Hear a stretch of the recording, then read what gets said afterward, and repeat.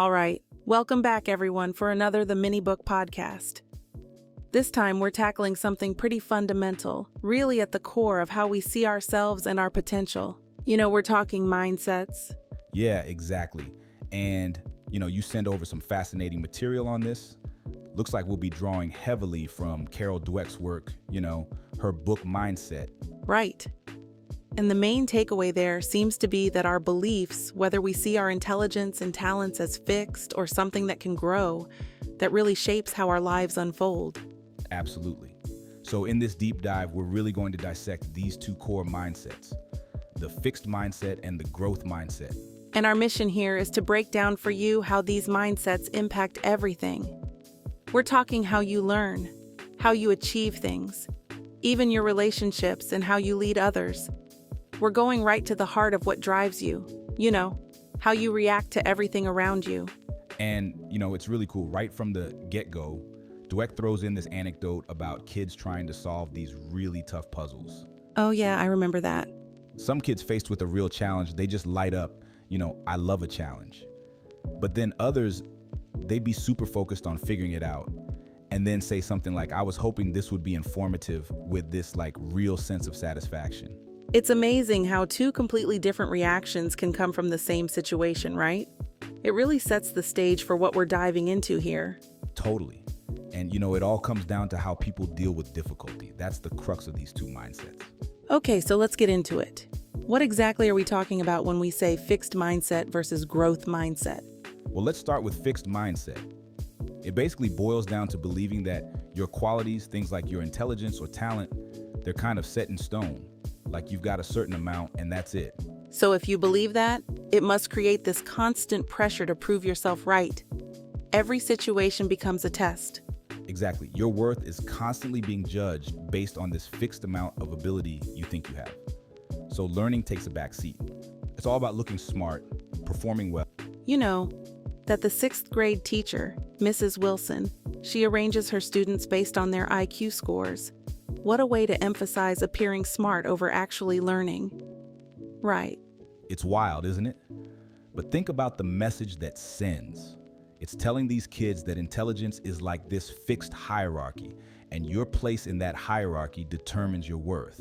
Makes you wonder who would want to take risks, try something new, potentially struggle or even fail when their whole idea of intelligence is on the line.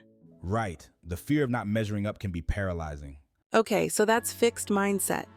Now what about growth mindset? How is that different? Well, with a growth mindset, it's all about believing that you can cultivate your qualities, intelligence, talent.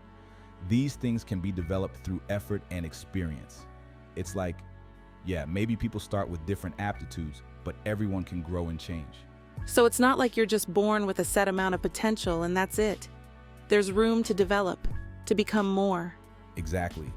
And, your sources bring up some really inspiring examples.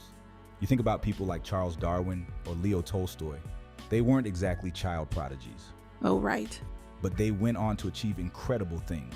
Same with people like Ben Hogan in golf, Cindy Sherman in photography, even Geraldine Page, the actress. They all faced setbacks early on, weren't immediately recognized as super talented. It's like those stories prove that potential isn't the static thing, right? It unfolds over time. Absolutely. It's about embracing the journey, putting in the work, and knowing that you can become more than what you are today. Okay, so we've got these two very different ways of seeing ourselves. How do these mindsets then play out when we, inevitably face setbacks? Your sources have this interesting scenario about having a really bad day. Oh yeah, the kind of day where you get a bad grade, you get a parking ticket, and then a friend just completely brushes you off. The worst. And for someone with a fixed mindset, this can be totally devastating. They might feel like a failure, stupid, even unlovable. Like those events are proof that they're just not good enough. It's like their world comes crashing down because of a few bad things happening. And the way they cope, well, it's not exactly healthy. They might withdraw, want to stay in bed all day, maybe even turn to things like drinking to escape. Some might just blame everyone else. It's all very passive and self-defeating. So basically, they're stuck in this cycle of negativity, seeing these isolated incidents as evidence that they're fundamentally flawed. Right. They see it as confirmation of their limitations. Bad grade. I'm just not smart. Parking ticket. I'm irresponsible. Friends' reaction. I'm unlovable. It's like they're trapped in this negative self-image. Got it. So let's flip the script. Same bad day, but this time it's someone with a growth mindset. What happens then? Well, they're still going to feel the sting, right? Nobody enjoys failing or getting a ticket, but they don't let it define them. Instead of dwelling on the negativity, they focus on what they can learn and what they can do differently next time. So they're not dismissing the bad feelings, but they're not letting those feelings control them. Exactly. That's C+ on the test. It's a sign to switch up their study habits or ask for help. That parking ticket. Maybe they need to be more mindful of parking signs or even check if they can appeal it.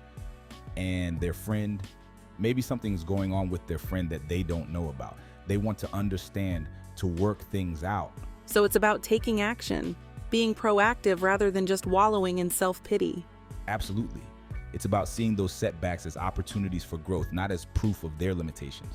This actually segues perfectly into this whole debate about ability and accomplishment. Like, is it nature or nurture? It seems like the growth mindset leans more towards the idea that ability isn't something you're born with, that it's not fixed, right? And your sources actually bring up Alfred Binet, the guy who created the IQ test. You'd think he'd be all about fixed intelligence, but he actually believed that intelligence could be developed through education and practice. Wow, that's pretty surprising. Yeah, he was totally against this idea of fixed intelligence. He thought that with the right methods, the right training, anyone could become more intelligent. And it's not just some old idea either. Your sources also quote Robert Sternberg, a modern-day expert on intelligence. Oh, what does he say? He says that it's not your fixed ability that leads to expertise, but it's purposeful engagement. Really putting in the effort to learn and grow. So it's not that some people are just born geniuses and the rest of us are just stuck. Not at all. And, what's interesting is how the fixed mindset views ability. They think, well, if I'm really good at something, I shouldn't have to work hard at it. Like, if you have to put in effort, it means you're not really talented. Exactly. And the book has this example of new grad students. They were top of their class in undergrad, but now they're surrounded by other super smart people, and suddenly they feel like imposters. They're used to acing exams, but doing advanced research is a whole different ballgame. They haven't mastered that yet. And the fixed mindset just can't handle that, not yet. That reminds me of the extreme cases mentioned in your sources. Those journalists who made up stories, Janet Cook and Stephen Glass. Do you think their actions were driven by this need to appear perfect? To be effortlessly brilliant? It's definitely possible. For someone with a really intense fixed mindset, admitting they don't know something or struggling with a task, that's like a total nightmare. So maybe they felt like they had to fabricate success, even if it meant being unethical, just to maintain this image of effortless brilliance. It's sad, actually. They were so afraid of appearing flawed that they ended up destroying their careers. Right. It's a reminder that this pursuit of appearing perfect can be incredibly damaging. Yeah. Now compare that to the growth mindset, which understands that development is a process, that it takes time and effort, and it's okay to make mistakes along the way. Like your sources talk about Mr. Jordan, the teacher who didn't want to judge a student's ability based on just one test score. Yeah, because one test doesn't tell the whole story. Exactly. There's so much more to a person's ability and their potential than what can be captured in a single moment. And there are real-world examples of this too, where a growth mindset is actually valued. The whole effortless genius myth. Totally. And the book has this funny story about an assistant professor who thought his colleagues who worked late were less intelligent because they needed more time. Wow. It's like he couldn't fathom that maybe they were just more dedicated, more willing to put in the work. Right. And it's not just him. Our whole society seems to celebrate effortless achievement. Like we love stories about these natural talents who just seem to effortlessly succeed without breaking a sweat. Which is completely unrealistic, of course. And Malcolm Gladwell actually talks about this, how we tend to overvalue effortless accomplishment and undervalue the hard work that goes into achieving something great. So we're essentially ignoring the grit, the perseverance, all the effort that's behind every success story. Right. And that reinforces the fixed mindset, making people think that if they have to try hard, it means they're not good enough. But the growth mindset is totally different. It sees effort as the key to unlocking potential. So it's not a sign of weakness, but rather a sign of commitment and a willingness to grow. Exactly. Even people with natural talent, they still have to work hard to hone their skills. Like think about Seabiscuit, that underdog racehorse who became a champion, or Laura Hillenbrand, the author who wrote his story. Oh yeah, she had chronic fatigue syndrome, right. And she still managed to write this amazing book. Right. Both of them faced huge challenges, but their relentless effort, their dedication, that's what allowed them to achieve great things. And there's this great contrast in the book between the fixed mindsets, nothing ventured, nothing lost mentality, and the growth mindset's understanding that avoiding effort, putting in minimal effort, that's the real risk. Oh yeah, that Claire Booth Luce example, right? The playwright. Yes, and politician, she achieved a lot, but she felt like she failed in some ways because she didn't fully commit to her passion for writing. The growth mindset realizes that not putting in the effort, not going after the things you value, that's the real loss. It's like you're cheating yourself out of your potential. Exactly. Okay. All this talk about effort makes me think about how we praise others, especially kids. Your sources suggest that even praising someone's intelligence can be detrimental. It's counterintuitive, isn't it? Yeah. But yeah, praising intelligence can actually foster a fixed mindset. When kids are constantly told they're smart or gifted, they might become afraid of taking on challenges where they might not succeed right away. Because they don't want to risk looking not smart. Exactly. They start to value looking smart over actually learning and growing. Like your sources mentioned this mother who noticed her son, who was super smart, becoming hesitant to do things that were hard for him. He didn't want to jeopardize his smart label. And there's that student who talked about how being praised for intelligence made them avoid anything challenging. It's like they were afraid of failing and proving that they weren't actually that smart. Right, it's a trap. So instead of praising intelligence, the book suggests praising effort, the strategies they use, the progress they made. You know, instead of saying you're so smart, you could say, wow, you worked really hard on that problem. Or I like how you tried different approaches until you found one that worked. So it's about shifting the focus from the outcome to the process. Like the story about the sister who got a great grade on a test. Instead of just saying, great job, they praise her study habits and the effort she put in.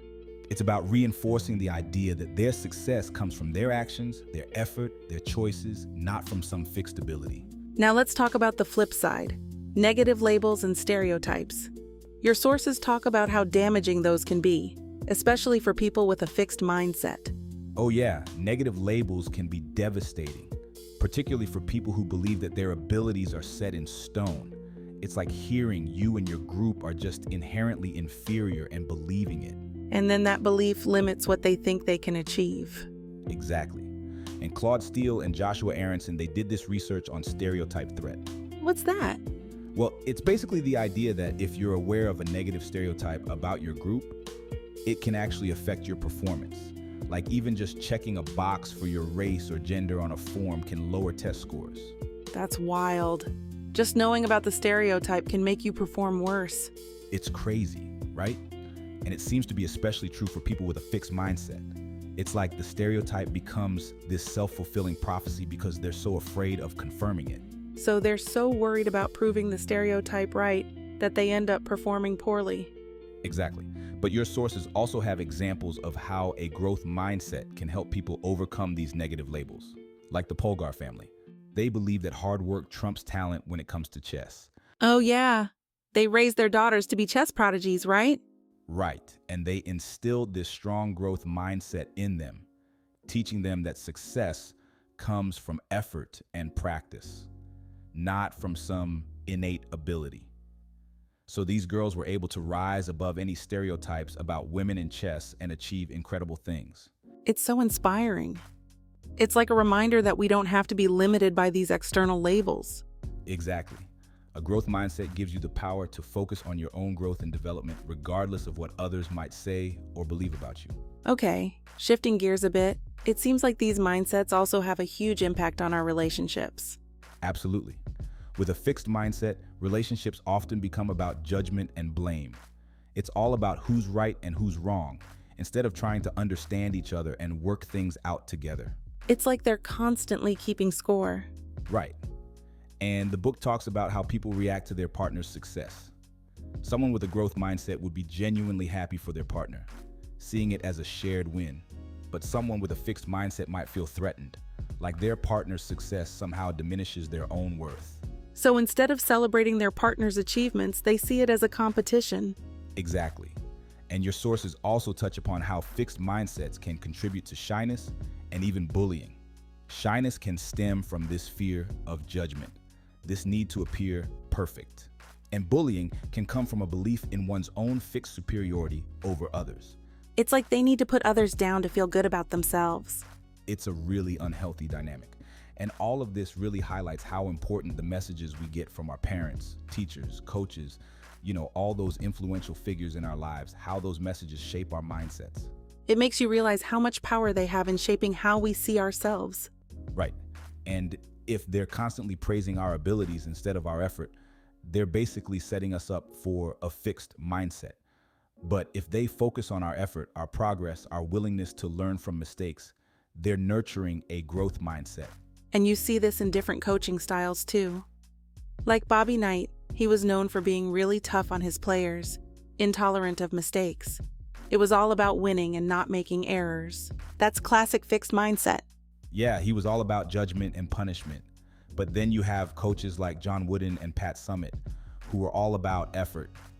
Learning from mistakes and constantly improving, they created a culture of growth, and their players thrived under that. And they were incredibly successful too. It's like proof that a growth mindset can lead to amazing results. Right. And even Pat Summitt. She warned about the dangers of complacency.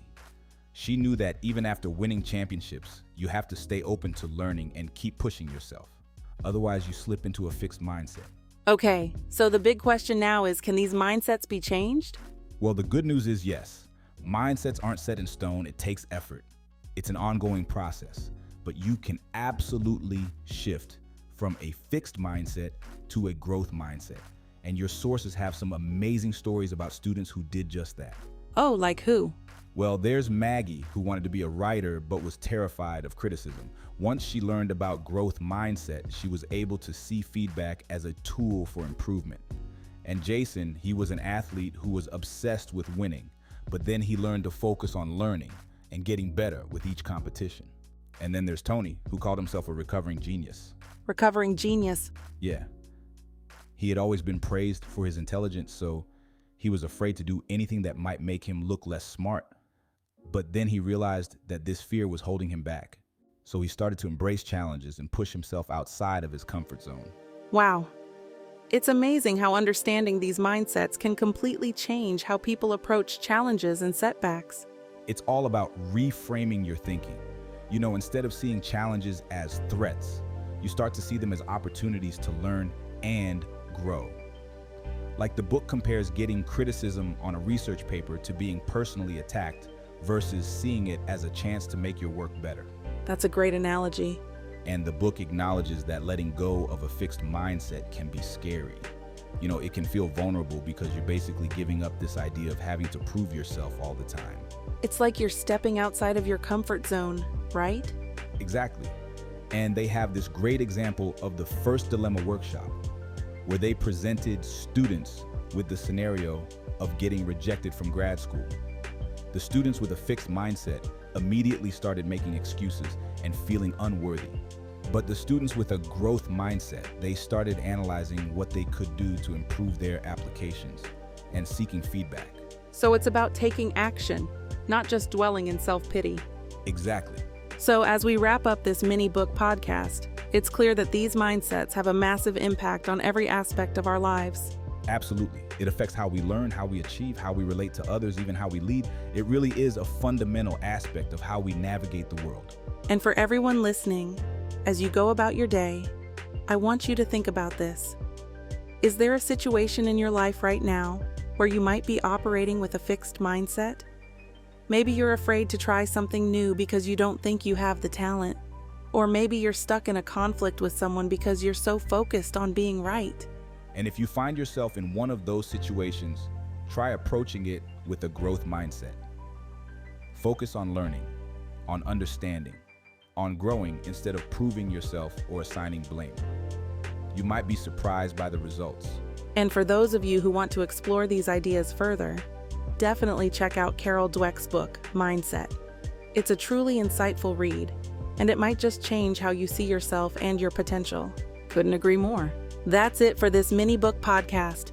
Thanks for joining us. Please like and subscribe. We will see you next time. See you then.